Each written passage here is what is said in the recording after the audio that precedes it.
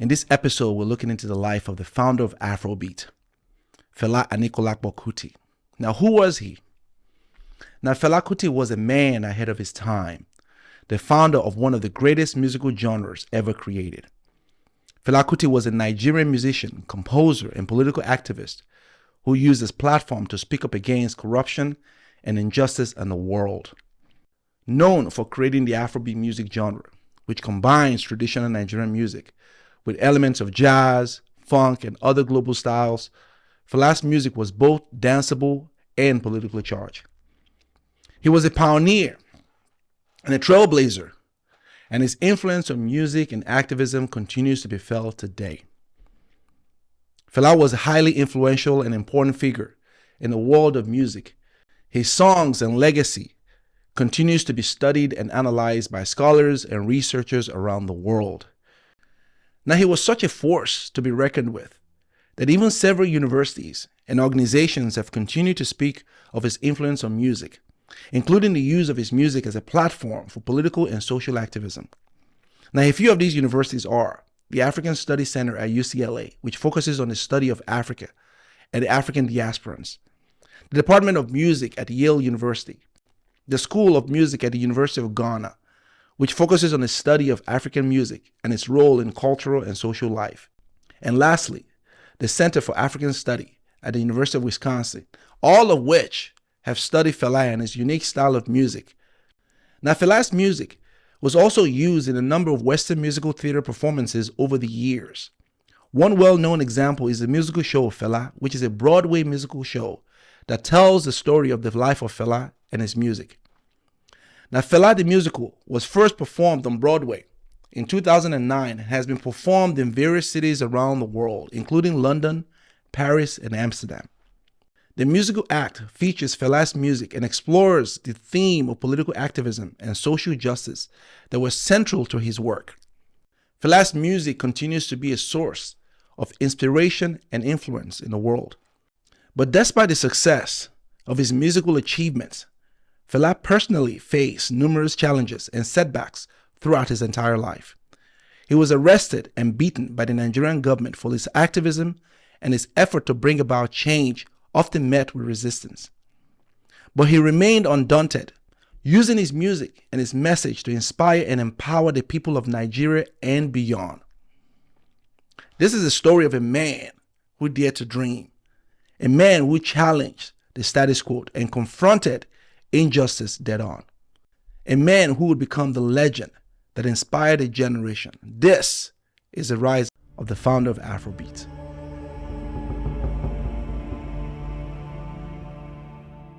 For more on this story and many more, visit our website, corporatejunky.com, for all your entertainment news. Now, if you're new to this channel, please take the time to subscribe to this channel for more videos like this. Also, do not forget to like, share, and leave a comment below the description of this video. Now, Fela Kuti was born on October 15, 1938, in Abeokuta, Nigeria. His father, Reverend Israel Oludotun Ransom Kuti, was a minister in the Church of Nigeria, a school principal, and a political activist who fought for Nigeria's independence from the British colonial rule. Fela's mother, Fumilayo Ransom Kuti, was also a political activist and was involved in the struggle for women's rights in Nigeria.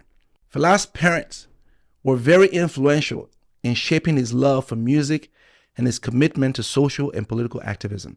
His father was also a talented musician who played the piano and sang. He exposed Fela to various musical styles, including traditional African and Western classical music such as jazz and funk. At a young age, Fela learned to play the saxophone and piano. His mother was also a vocal advocate for social justice and human rights and inspired young Fela to speak up against injustice and oppression. Fela inherited his mother's passion for social justice and became very involved in activism as he grew older. Young Fela attended primary school in Abeokuta as well as several different secondary schools, including Abeokuta Grammar School and Government College in Ibadan, one of Nigeria's most prestigious secondary schools at the time. Now, after completing his secondary school in Nigeria, Fela moved to London to study medicine at the University of London School of Medicine in 1958. Yes, you heard me right. Before Fela would be known As a founder of Afrobeat, or the musical genius of his time, he wanted to become a doctor, which was something his mother, who had a profound impact on his life, inspired him to pursue. Fela struggled in school and did not excel academically and would later choose to follow a different path. Despite his ambitions to study medicine, Fela ultimately chose to travel in his father's footsteps and pursue a career in music at Trinity College of Music in London. Now, while in London, he formed a band called the Kola Libidos in the 1960s and began playing a style of music that blended elements of traditional African music with Western styles, such as jazz and funk. Fela and his band, Kola Libidos, played in various cities in West Africa, including Ghana and Senegal, and toured and performed all around the world. The early music style that Fela developed with Kola Libidos is often referred to as high life jazz. They also recorded several albums during this time, including Fela's London Scene and Fela Ransom Kuti and African 70 with Ginger Baker Live. African 70 would later become the second and most popular band that Fela would form in the early 1970s. Now, this band would later usher in the creation of Afrobeat, his greatest musical legacy to date. But more on that later. Fela produced a number of albums, and the success of his albums established Fela as a musical genius and paved the way for his future in music. Now, during his time in London, Fela became interested in political and social issues and began incorporating these themes in his music. He would later be influenced by the Black Power movement and the Civil Rights movement in the United States and used music as a platform to speak up against injustice and oppression. Now, upon returning to Nigeria, his political consciousness became a defining feature of his musical career.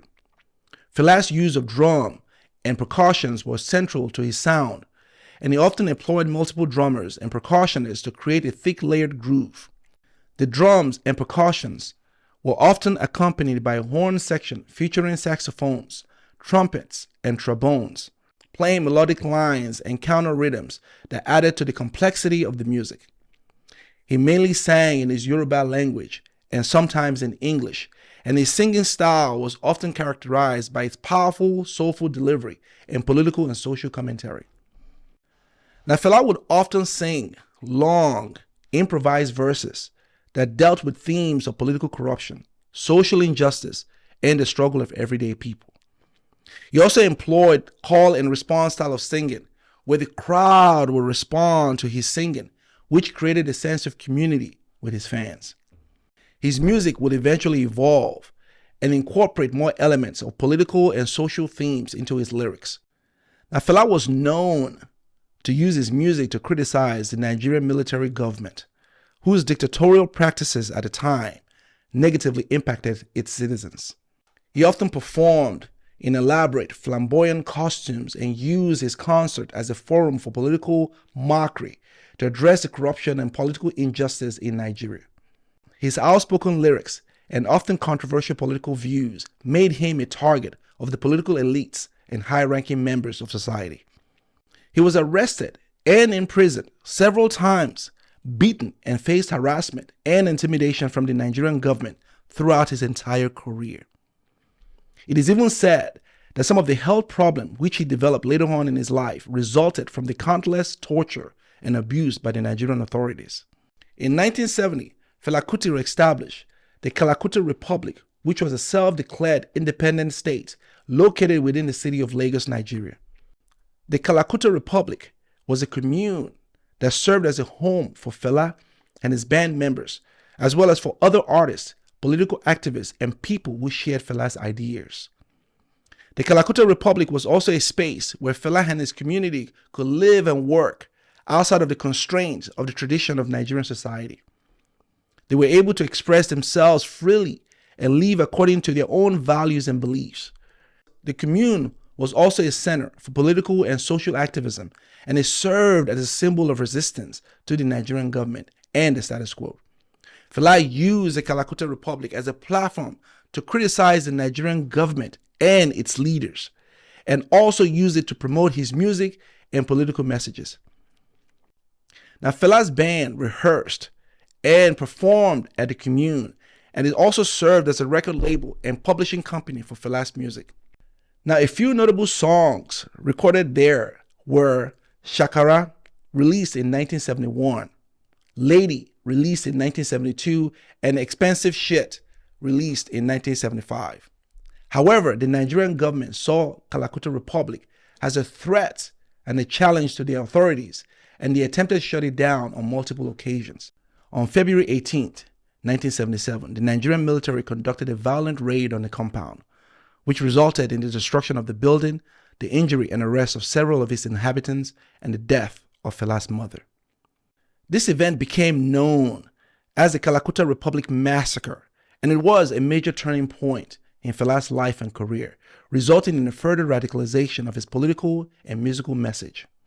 After the Nigerian government's violent raid on Kalakuta Republic, Fela Kuti responded by continuing to speak up against the government and its actions. In an interview with the media, Fela condemned the government's action and spoke about the human rights violation that had just occurred. He then wrote a number of hit songs that were critical of the Nigerian government and the military raid that destroyed his compound. Zombie was released in 1977 and served as one of Fela's most famous and enduring work. The song criticized the Nigerian military, who Fela referred to as zombies, for their blind obedience to their superiors in attacking the Kalakuta Republic. He also released Sorrow, Tears, and Blood to address the brutality of the Nigerian military raid on the compound, during which his mother was thrown down from a window and died.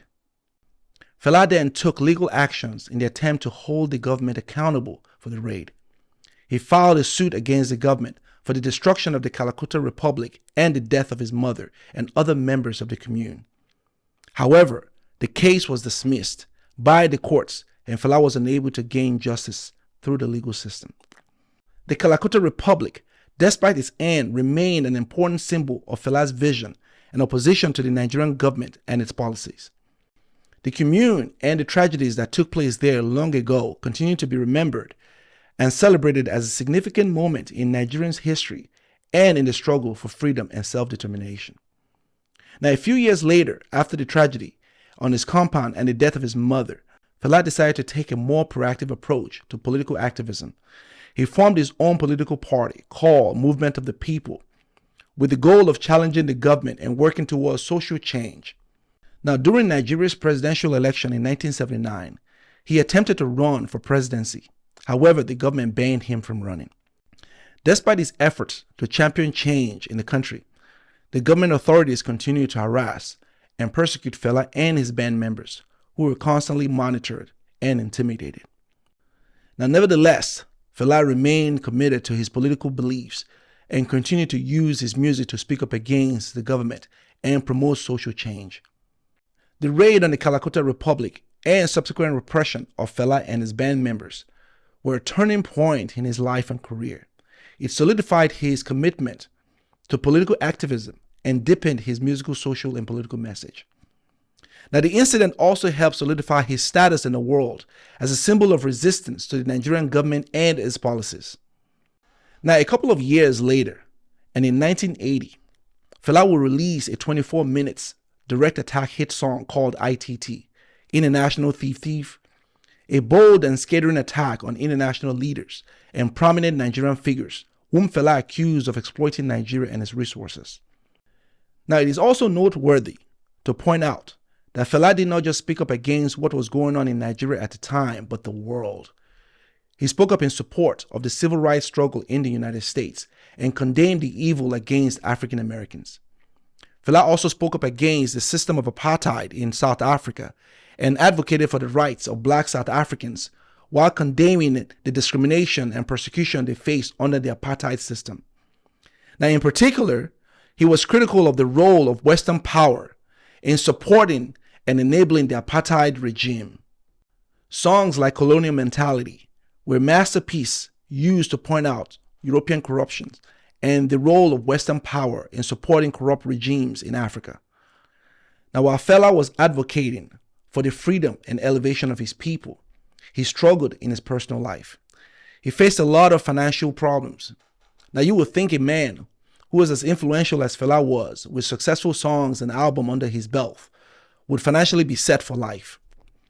He faced challenges in getting paid for his music and in managing his own finances, and often struggled to make ends meet. Now, because of this, it was difficult to really know how much Fela was really worth.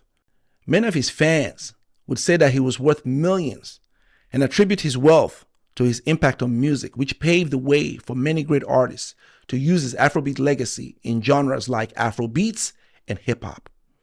It is also important to point out that Fela wasn't the only one speaking up against injustice and corruption in the country. There were many other activists and social justice advocates in Nigeria and around the world during this time when Fela was active. Many of these individuals worked and addressed a wide range of issues and challenges in the country. Now, some of these were Wole Soyinka, a Nigerian playwright and activist, who was awarded the Nobel Peace Prize in Literature in 1986. He is known for his activism on issues such as human rights, democracy, and social justice. He has been an influential figure in the world of activism and social justice in Nigeria and around the world. Desmond Tutu, a South African Anglican cleric and a social justice advocate who was an important figure in the anti-apartheid movement in South Africa. He was also awarded the Nobel Peace Prize in 1984 for his effort to promote democracy, human rights, and social justice in South Africa and around the world. Now, Fela loved the company of multiple women. He had multiple marriages and relationships throughout his entire career, and he faced challenges in these relationships. His relationships with women played a significant role in both his personal and professional life.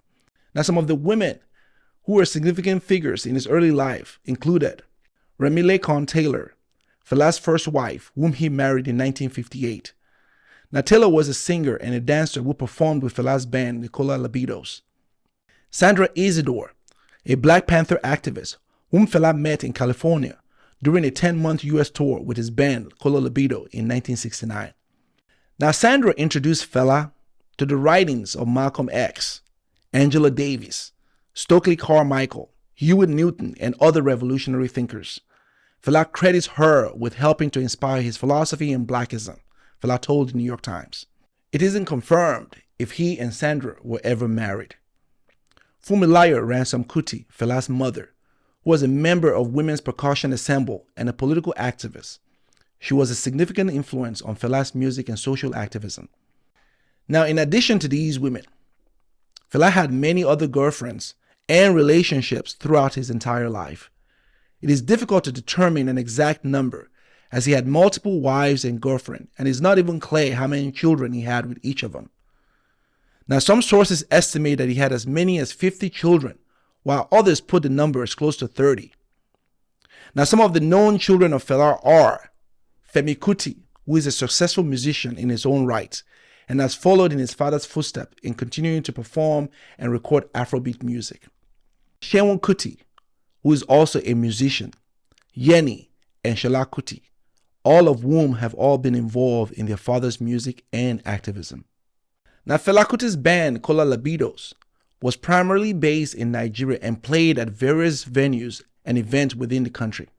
However, the band also toured internationally and played in several other countries worldwide. In the 1960s, the band played in various countries in West Africa, including Ghana and Senegal. In the 1970s, the band played in several European countries, including France, Belgium, and the Netherlands. Now, they also played in the United States, where they toured extensively and performed at venues like New York and Los Angeles. Now, Fela would later be conflicted by his message and the venues in which he performed.